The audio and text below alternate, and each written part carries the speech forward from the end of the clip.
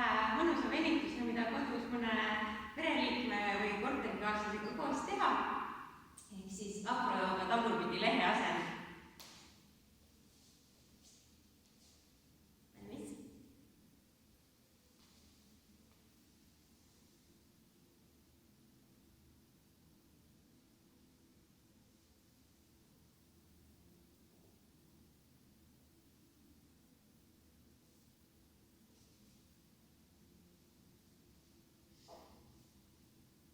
Mis siin toimub siis, kõrvu teistpidi.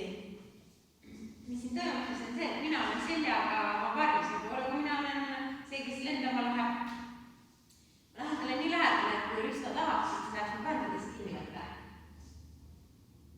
Ja nüüd Risto paneb jäle niimoodi, et kand on enam-vähem kõhara keskele, varvas vaatab välja, et jalalavadest on selline veele.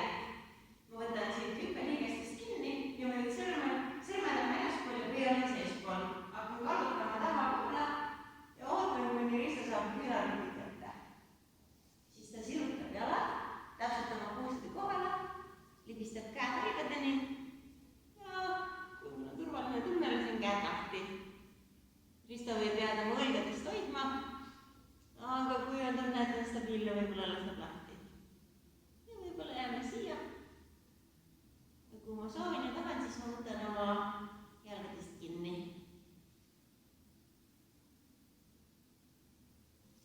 Allaminemiseks võib võtta Risto mõnad, mina võin võtta hüppeliigesed ja ta hakkab kõverdama jalga.